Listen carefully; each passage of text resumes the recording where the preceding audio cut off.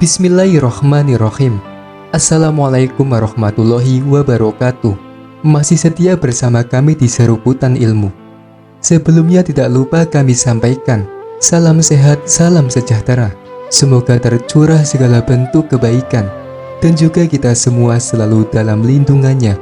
Amin ya robbal alamin. Berikut ini ada kisah nyata yang tentunya mengandung banyak hikmah dan juga pelajaran. Seperti apa kisahnya? Mari kita simak seksama. Selamat mengikuti.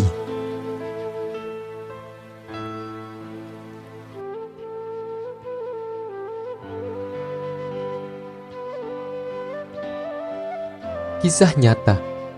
Gunakan uang haram untuk naik haji. Seorang wanita alami kejadian aneh. Dikutip dari Ring Tips Bali, menunaikan ibadah haji merupakan urutan kelima dalam rukun Islam. Artinya ibadah haji wajib dikerjakan bagi umat muslim yang mampu secara fisik dan materi.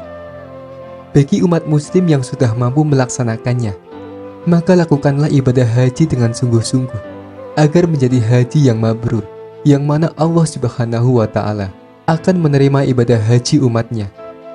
Selain bersungguh-sungguh dalam mengerjakan ibadah haji, hal lain yang perlu diperhatikan adalah sumber rezeki yang digunakan untuk ibadah haji. Apakah halal atau haram? Ketahuilah, jika seorang melaksanakan ibadah haji dengan uang yang haram, maka ia tidak akan mendapatkan pahala.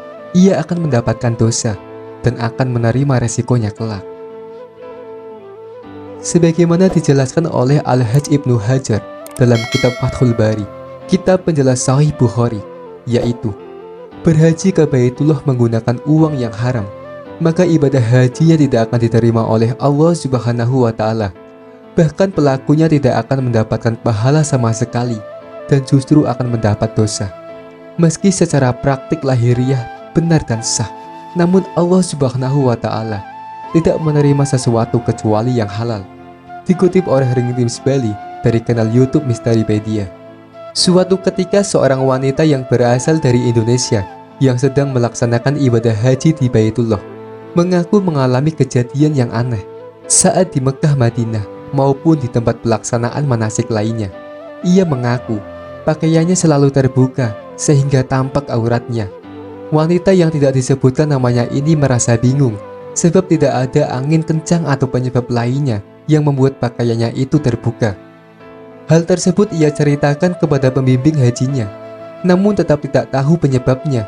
Wanita itu kemudian tidak berhenti-hentinya meminta ampun pada Allah Subhanahu wa Ta'ala atas kesalahan yang tidak ia sadari selama ia melakukan ibadah haji. Sesampainya di Indonesia, wanita tersebut mendapatkan kabar bahwa keluarganya menjadi tersangka kasus penipuan dan telah diamankan oleh polisi. Rupanya uang hasil menipu tersebut digunakan keluarganya untuk memberangkatkan wanita tersebut ke Tanah Suci.